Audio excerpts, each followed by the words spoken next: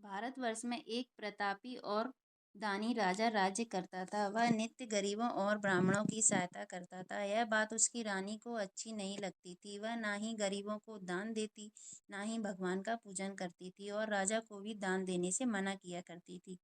एक दिन राजा शिकार खेलने वन को गए हुए थे तो रानी महल में अकेली थी। उसी समय बृहस्पति देव साधु वेश में राजा के महल में भिक्षा के लिए गए और भिक्षा मांगी। रानी ने भिक्षा देने से इनकार किया और कहा, हे साधु महाराज, मैं तो इस दान पुण्य से तंग आ गई हूँ। मेरा पति सारा धन लुटाते रहते हैं। मेरी इच्छा है कि हमारा धन नष्ट हो जाए, फिर ना रहेगा बांस और ना बजेगी बांसुरी। साधु ने कहा, देवी तुम तो बड़ी विचित्र हो। धन संतान तो सभी चाहते हैं, पुत्र और लक्ष्मी तो पापी के घर भी होने चाहिए। यदि तुम्हारे पास अधिक धन है तो भूखों को भोजन दो, प्यासों के लिए प्याऊ बनवाओ, मुसाफिरों के लिए धर्मशालाएं खुलवाओ। जो निर्धन अपनी कुंवारी कन्याओं का विवाह नहीं कर सकते उनका विवाह करा दो। ऐसे और कई काम हैं जिनके करने से तुम्हारा यश लोक परलोक में फैलेगा। परंतु रानी पर उपदेश का कोई प्रभाव ना पड़ा। वह बोली, महाराज आप मुझे कुछ ना समझाएं, मैं ऐसा धन नहीं चाहती जो हर जगह बांटती फिरूं। साधु ने उत्तर दिया, यदि तुम्हारी ऐसी इच्छा है तो तथास्तु। तुम ऐसा करना कि बृहस्पतिवार को घर लीपकर पीली मिट्टी से अपना सिर धोकर स्नान करना, भट्टी चढ़ाकर कपड़े धोना। ऐसा करने से आपका सारा धन नष्ट हो जाएगा। इतना कहकर वह साधु महाराज वहां से आलोप हो गए। साधु के अनुसार कई बातों को पूरा करते हुए रानी को केवल 3 बृहस्पतिवार ही बीते थे कि उसकी समस्त संपत्ति नष्ट हो गई। भोजन के लिए राजा का परिवार तरसने लगा। तब एक दिन राजा ने रानी से बोला कि हे रानी, तुम यहीं रहो, मैं दूसरे देश को जाता हूँ, क्योंकि यहाँ पर मुझे सभी लोग जानते हैं, इसीलिए मैं कोई छोटा कार्य नहीं कर सकता। ऐसा कहकर राजा परदेश चला गया। वहां वह जंगल से लकड़ी काट कर लाता और शहर में बेचता। इस तरह वह अपना जीवन व्यतीत करने लगा। इधर राजा के परदेश जाते ही रानी और दासी दुखी रहने लगी। एक बार जब रानी और दासी को 7 दिन तक बिना भोजन के रहना पड़ा तो रानी ने अपनी दासी से कहा, हे दासी, पास ही के नगर में मेरी बहन रहती है, वह बड़ी धनवान है, तू उसके पास जा और कुछ ले आ ताकि थोड़ी बहुत गुजर बसर हो सके। दासी रानी की बहन के पास गई। उस दिन गुरुवार था और रानी की बहन उस समय बृहस्पतिवार की कथा सुन रही थी। दासी ने रानी की बहन को अपनी रानी का संदेश दिया, लेकिन रानी की बड़ी बहन ने कोई उत्तर नहीं दिया। जब दासी को रानी की बहन से कोई उत्तर नहीं मिला तो वह बहुत दुखी हुई और उसे क्रोध भी आया। दासी ने वापस आकर रानी को सारी बात बता दी। सुनकर रानी ने अपने भाग्य को कोसा। उधर रानी की बहन ने सोचा कि मेरी बहन की दासी आई थी परंतु मैं उससे नहीं बोली, इससे वह बहुत दुखी हुई होगी। कथा सुनकर और पूजन समाप्त करके वह अपनी बहन के घर आई और कहने लगी, हे बहन, मैं बृहस्पतिवार की कथा कर रही थी। तुम्हारी दासी मेरे घर आई थी परंतु जब तक कथा होती है तब तक ना तो उठते हैं और ना ही बोलते हैं, इसीलिए मैं ना ही बोली। क्योंकि कहो दासी क्यों गई थी? रानी बोली, बहन तुमसे क्या छिपाऊं, हमारे घर में खाने तक को अनाज नहीं था। ऐसे कहते कहते रानी की आंखें भर आईं। उसने दासी समेत पिछले 7 दिनों से भूखे रहने की बात अपनी बहन को विस्तार पूर्वक बता दी। रानी की बहन बोली, देखो बहन, भगवान बृहस्पति देव सबकी मनोकामना पूर्ण करते हैं। देखो शायद तुम्हारे घर में अनाज रखा हो। पहले तो रानी को विश्वास नहीं हुआ, पर बहन के आग्रह करने पर उसने अपनी दासी को अंदर भेजा तो उसे सचमुच अनाज से भरा एक घड़ा मिला। यह देखकर दासी को बड़ी हैरानी हुई। दासी रानी से कहने लगी, हे रानी, जब हमको भोजन नहीं मिलता तो हम व्रत ही तो करते हैं, इसीलिए क्यों ना इनसे व्रत और कथा की विधि पूछ ली जाए ताकि हम भी व्रत कर सकें। तब रानी ने अपनी बहन से बृहस्पतिवार के व्रत के बारे में पूछा। उसकी बहन ने बताया, बृहस्पतिवार के व्रत में चने की दाल और मुनक्का से विष्णु भगवान का केले की जड़ में पूजन करें और दीपक जलाएं, व्रत कथा सुने और पीला भोजन ही करें। इससे बृहस्पति देव प्रसन्न होते हैं। और व्रत और पूजन विधि बताकर रानी की बहन अपने घर लौट गई। 7 दिन बाद जब गुरुवार आया तो रानी और दासी ने व्रत रखा। गुड़साल में जाकर चना और गुड़ लेकर आई। फिर उससे केले की जड़ तथा विष्णु भगवान का पूजन किया। अब पीला भोजन कहाँ से आए, इस बात को लेकर दोनों बहुत दुखी थी। चूंकि उन्होंने व्रत रखा था, इसीलिए बृहस्पति देव उनसे प्रसन्न थे। इसीलिए वे एक साधारण व्यक्ति का रूप धारण कर 2 थालों में सुंदर पीला भोजन दासी को दे गए। भोजन पाकर दासी प्रसन्न हुई और फिर रानी के साथ मिलकर भोजन ग्रहण किया। उसके बाद वे सभी गुरुवार को व्रत और पूजन करने लगीं। बृहस्पति भगवान की कृपा से उनके पास फिर से धन संपत्ति आ गए। परंतु रानी फिर से पहले की तरह आलस्य करने लगी। तब दासी बोली, देखो रानी, तुम पहले भी इस प्रकार आलस्य करती थी। तुम्हें धन रखने में कष्ट होता था, इस कारण सभी धन नष्ट हो गया। और अब जब भगवान बृहस्पति की कृपा से धन मिला है तो तुम्हें फिर से आलस्य होता है। रानी को समझाते हुए दासी कहती है कि बड़ी मुसीबतों के बाद हमने यह धन पाया है, इसीलिए हमें दान पुण्य करना चाहिए, भूखे मनुष्यों को भोजन कराना चाहिए और धन को शुभ कार्यों में खर्च करना चाहिए, जिससे तुम्हारे कुल का यश बढ़ेगा, स्वर्ग की प्राप्ति होगी और पितृ प्रसन्न होंगे। दासी की बात मानकर रानी अपना धन शुभ कार्यों में खर्च करने लगी, जिससे पूरे नगर में उसका यश फैलने लगा। बृहस्पति वार व्रत कथा के बाद श्रद्धा के साथ आरती की जानी चाहिए। इसके बाद प्रसाद बांटकर उसे ग्रहण करना चाहिए। एक दिन राजा दुखी होकर जंगल में एक पेड़ के नीचे आसन जमाकर बैठ गया। वह अपनी दशा को याद करके व्याकुल होने लगा। बृहस्पतिवार का दिन था। एकाएक उसने देखा कि निर्जन वन में एक साधु प्रकट हुआ।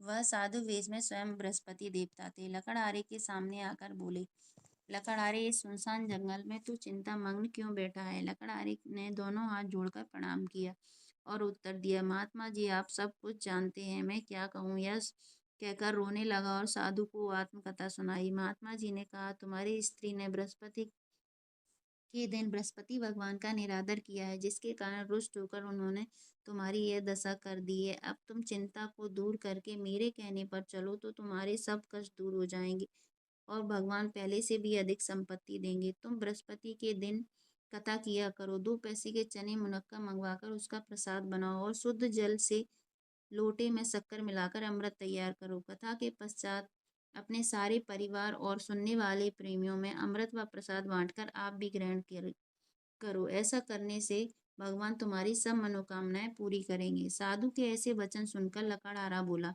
हे प्रभु, मुझे लकड़ी बेचकर इतना पैसा नहीं मिलता जिससे भोजन करने के उपरांत कुछ बचा सकूं। मैंने रात्रि में अपनी स्त्री को व्याकुल देखा है। मेरे पास कुछ भी नहीं है जिससे मैं उसकी खबर मंगा सकूं। साधु ने कहा, हे लकड़हारे, तुम किसी बात की चिंता मत करो।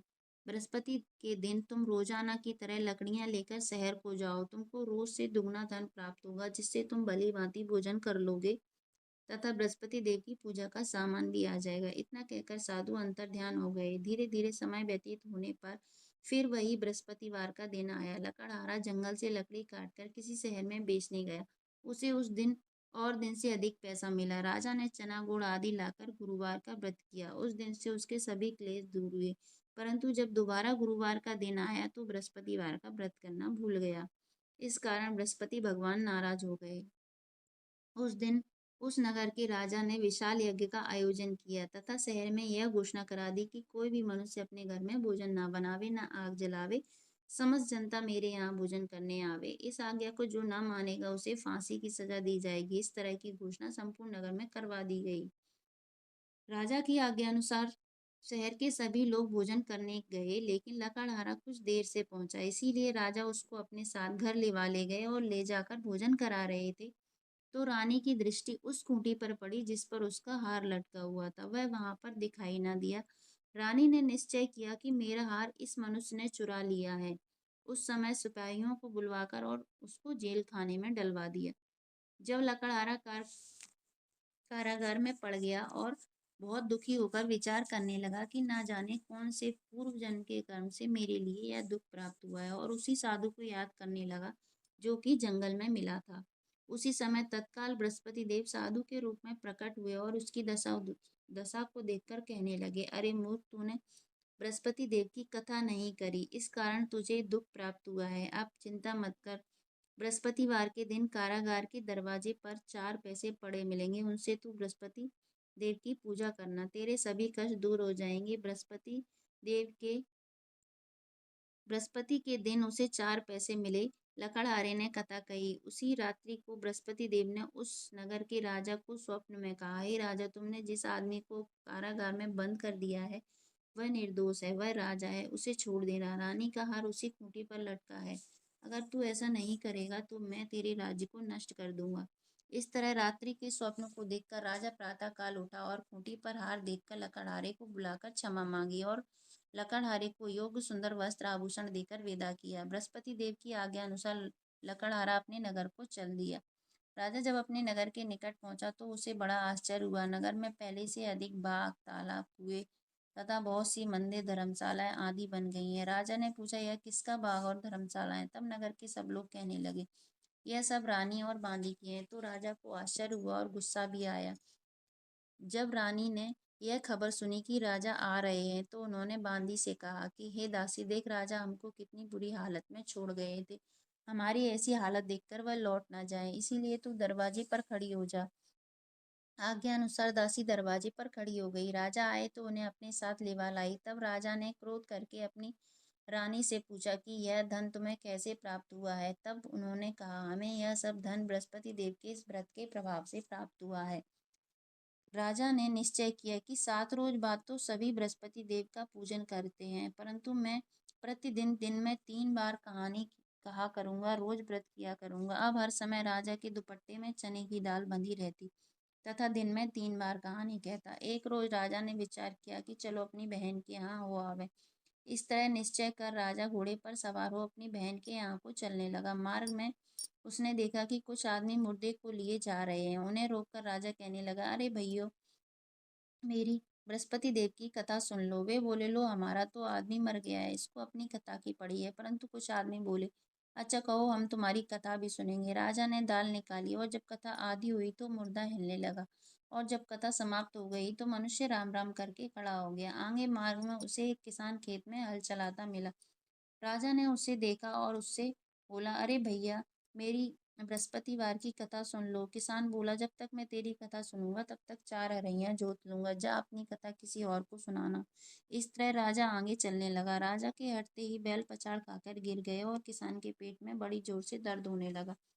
उस समय उसकी माँ रोटी लेकर आई। उसने जब यह देखा तो अपने पुत्र से सब हाल पूछा। बेटे ने सभी हाल कह दिया तो बुढ़िया दौड़ी दौड़ी उस घुड़सवार के पास गई और उससे बोली, मैं तेरी कथा सुनूंगी, तू अपनी कथा मेरे खेत पर चलकर कहना। राजा ने बुढ़िया के खेत पर जाकर कथा कही, जिसके सुनते ही वह बैल उठ खड़े हुए तथा किसान के पेट का दर्द बंद हो गया। राजा अपनी बहन के घर पहुंचा। बहन ने भाई की खूब मेहमानी की। दूसरे रोज राजा प्रातः काल जगा। वह देखने लगा कि सब लोग भोजन कर रहे हैं। राजा ने अपनी बहन से कहा, ऐसा कोई मनुष्य है जिसने भोजन ना किया हो? वह मेरी बृहस्पतिवार की कथा सुन ले। बहन बोली, हे भैया, यह देश ऐसा ही है कि पहले यहाँ लोग भोजन करते हैं, बाद में अन्य काम करते हैं। अगर कोई पड़ोस में हो तो देख आऊं। ऐसा कहकर वह देखने चली गई, परंतु उसे कोई ऐसा व्यक्ति नहीं मिला जिसने भोजन ना किया हो। अतः वह एक कुम्हार के घर गई जिसका लड़का बीमार था। उसे मालूम हुआ कि उनके यहाँ 3 रोज से किसी ने भोजन नहीं किया है। रानी ने अपने भाई की कथा सुनने के लिए कुम्हार से कहा। वह तैयार हो गया। राजा ने जाकर बृहस्पतिवार की कथा कही, जिसको सुनकर उसका लड़का ठीक हो गया।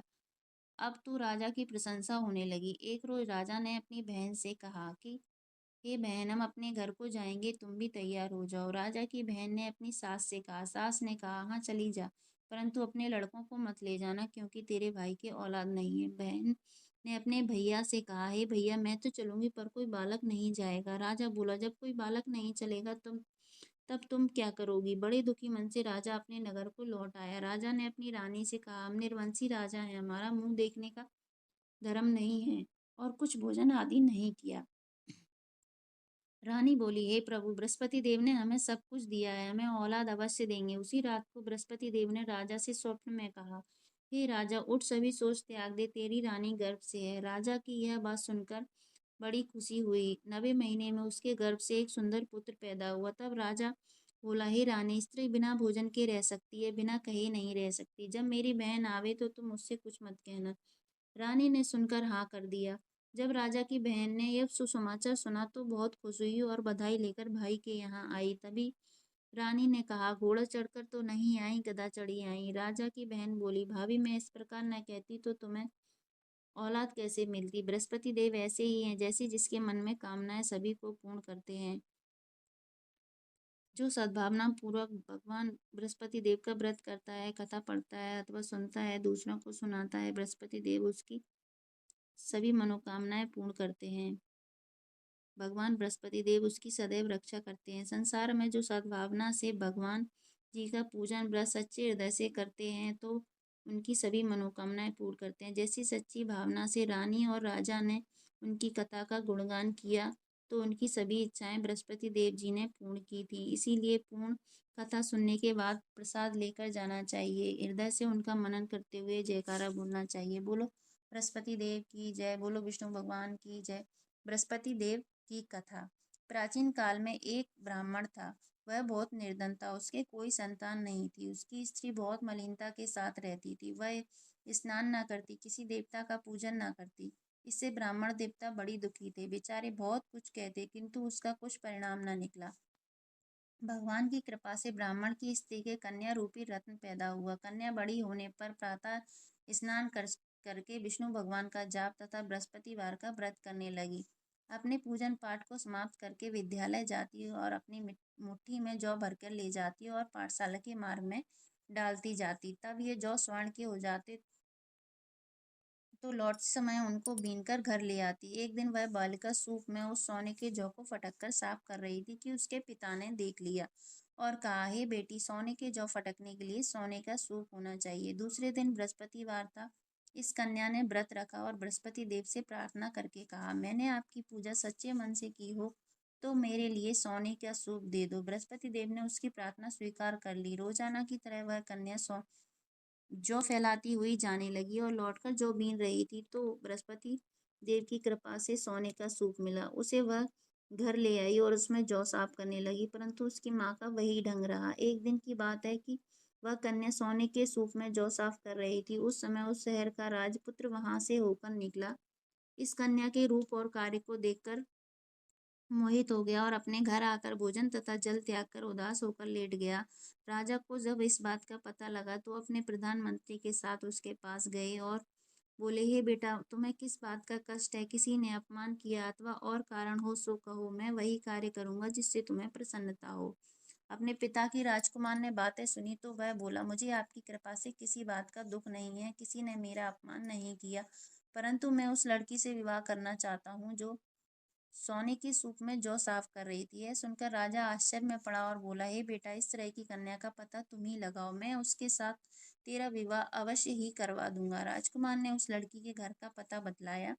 तब मंत्री उस लड़की के घर गए और ब्राह्मण देवता को सभी हाल बतलाया। ब्राह्मण देवता राजकुमार के साथ अपनी कन्या का विवाह करने के लिए तैयार हो गए और विधि विधान के अनुसार ब्राह्मण की कन्या का विवाह राजकुमार के साथ हो गया। कन्या के घर से जाते ही पहले की भांति उस ब्राह्मण देवता के घर में गरीबी का निवास हो गया।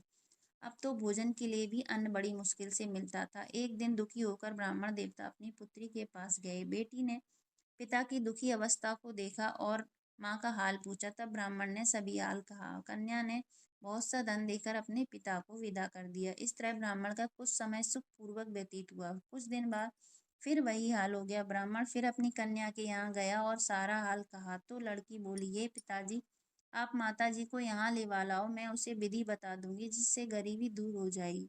वह ब्राह्मण देवता अपनी स्त्री को साथ लेकर पहुंचे तो अपनी माँ को समझाने लगी कि हे माँ, तुम प्रातः काल प्रथम स्नान आदि करके विष्णु भगवान का पूजन करो, सब दरिद्रता दूर हो जाएगी। परंतु उसकी माँ ने एक भी बात नहीं मानी और प्रातः काल अपनी पुत्री के बच्चों के जूठन को खा लिया। इससे उसकी पुत्री को भी बहुत गुस्सा आया और एक रात को कोठरी में से सभी सामान निकाल दिया और अपनी माँ को उसमें बंद कर दिया। प्रातः काल उसे निकाला और तथा स्नान आदि करा के पाठ करवाया तो उसकी माँ की बुद्धि ठीक हो गई और फिर प्रत्येक बृहस्पतिवार को व्रत रखने लगी। इस व्रत के प्रभाव से उसके माँ बाप बहुत ही धनवान और पुत्रवान हो गए। बृहस्पति जी के प्रभाव से इस लोक के सुख भोगकर स्वर्ग को प्राप्त हुए। बोलो विष्णु भगवान की जय। बृहस्पति देव की आरती। ओम जय बृहस्पति देवा, ओम जय बृहस्पति देवा, छिन छिन भोग लगाऊं कदली फल मेवा। ओम जय बृहस्पति देवा, तुम पूर्ण परमात्मा, तुम अंतर्यामी, स्वामी तुम अंतर्यामी। जगत पिता जगदीश्वर, तुम सबके स्वामी। ओम जय बृहस्पति देवा, चरणामृत निज निर्मल, सब पातक हरिता, स्वामी सब पातक हरिता।